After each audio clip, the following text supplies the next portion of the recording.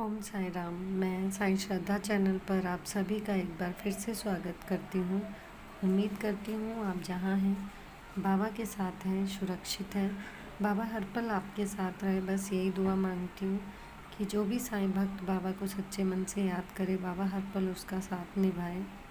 बस भक्त के मन में विश्वास और जो बोलते हैं बाबा के दो मूल मंत्र, श्रद्धा सबूरी, ये होना ज़रूरी है। और आप किसी का बुरा नहीं चाहेंगे तो आपका बुरा कभी नहीं हो सकता। और मैं जिनका आज एक्सपीरियंस शेयर करने जा रही हूँ उनका नाम है लवली भाई, जो कि पंजाब से है। तो उन्होंने बताया कि जैसे गर्मियों का बहुत टाइम होता है तो पंजाब साइड में ऐसा होता है कि जैसे हम लोग पानी के प्याऊ और लगवाते हैं, जहाँ मेट्रो सिटीज़ का तो मैं नहीं बोल सकती, लेकिन जो विलेज टाइप भी होते हैं ना, वहाँ दूर दूर थोड़ी थोड़ी दूर पे प्याऊ लगे होते हैं, जहाँ पानी ठंडा पानी, ठंडे पानी की मशीन, उसकी व्यवस्था होती है।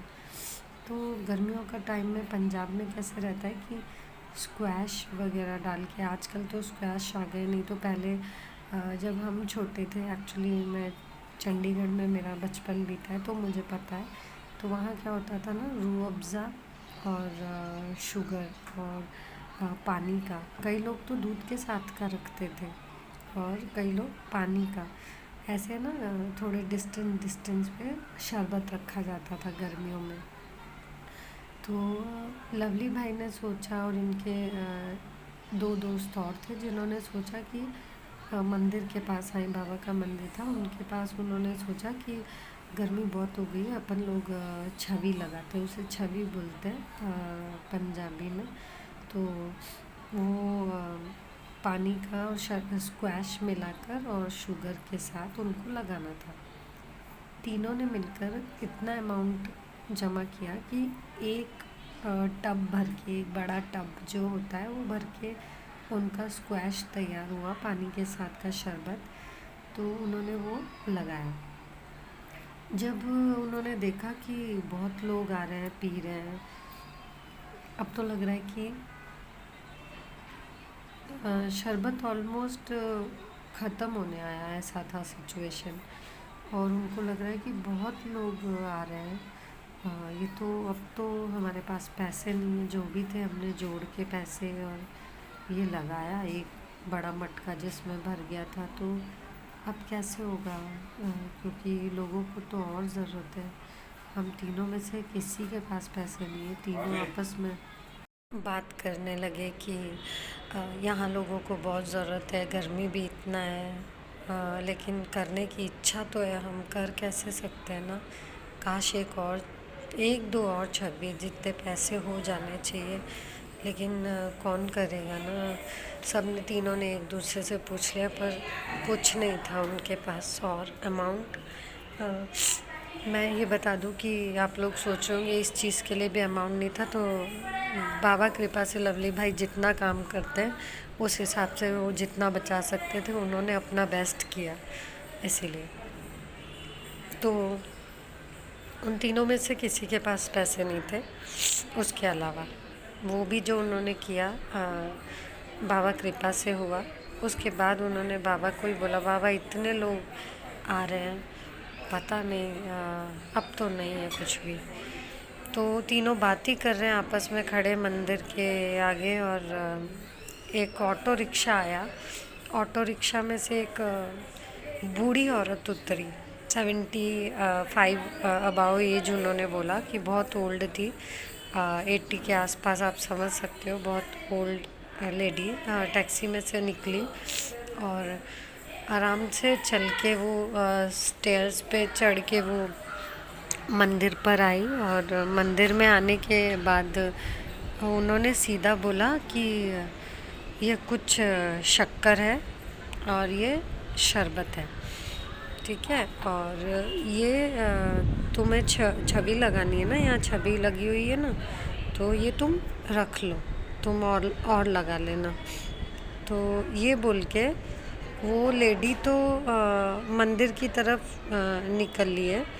उसके बाद तीनों सोच रहे हैं, अरे ठीक है, ये तो अच्छी व्यवस्था होगी, देकर गए, माँ को ही देकर गए ना।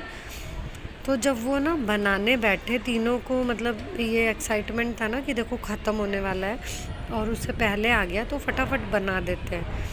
किसी का उन लेडी पर ध्यान नहीं गया, वो अंदर गई बाहर गए, क्या हुआ कुछ नहीं पता।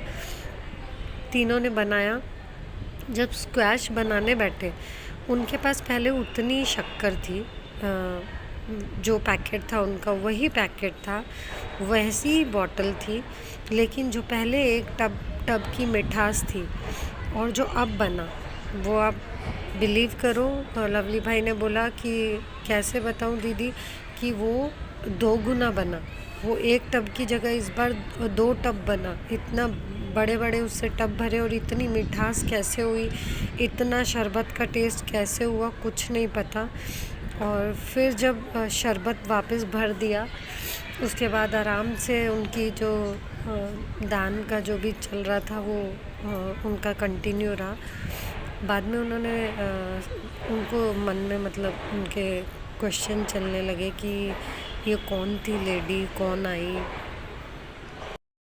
बस उनको बाद में ये 100% लगा कि ये मिठास हमारी नॉर्मल, और मैं भी बोलती हूँ ये चीज़, ये मिठास उस नॉर्मल शक्कर की नहीं हो सकती कि अचानक से जो पहले सिंगल टब में बना वो अब डबल हो जाए। ये हमारे कोई और नहीं, हमारे सच्चिदानंद, हमारे सद्गुरु साईनाथ थे। तो वही ना कि उनके मन में भावना थी। और आप खुद सोचिए, लवली भाई ने बाद में बोला कि जब हम तीनों बात कर रहे हैं उसी वक्त किसी को कैसे पता चला हम इस चीज़ के लिए हम खड़े हैं, इंतज़ार कर रहे हैं। और उनमें ना उनका स्वार्थ था, ना उनका कोई भी उनका खुद के लिए कुछ उन्हें चाहिए था, वो दूसरों के लिए करना चाहते थे। और जब कोई इंसान दूसरों के लिए कुछ करना चाहता है तो ऐसा हो ही नहीं सकता कि बाबा उनके काम रोक दे। वो बात अलग है कि आप खुद पे खर्च करना चाहते हो, तो उसमें बाबा सिर्फ आपका नीयत, आपका कर्म क्या करवा रहा है आपसे, वही देखते हैं। लेकिन लवली भाई और उन तीनों ने जो काम किया, मैं यही बोलूँगी कि बाबा जी उनको खूब तरक्की देना। आज आप अपने वो छोटे से हाउसकीपिंग जैसे काम को करके भी जो उन्होंने किया है, बाबा उनको बहुत तरक्की देना, बहुत तरक्की देना। आज लोग इतना कमा कर भी शायद नहीं कर पाते जितना उन तीनों ने किया। तो मेरे साईनाथ उन तीनों पे अपनी कृपा बनाए रखना, और लवली भाई की जो इच्छा है वो पूरी करे। ये अनुभव सुनकर आई होप आप सबको अच्छा लगा होगा, बाबा के प्रति और श्रद्धा बढ़ी होगी। तो आप भी अपने अनुभव शेयर कीजिए, डिस्क्रिप्शन बॉक्स में नंबर दे दूँगी। आप ज़रूर बाबा के अनुभव शेयर करने के लिए आगे आइए, ताकि हम बाबा की लीलाओं का गुणगान कर सकें, बाबा को हर घर में पहुंचा सकें। बाबा पे विश्वास रखिए, बाबा के साथ जुड़े रहिए।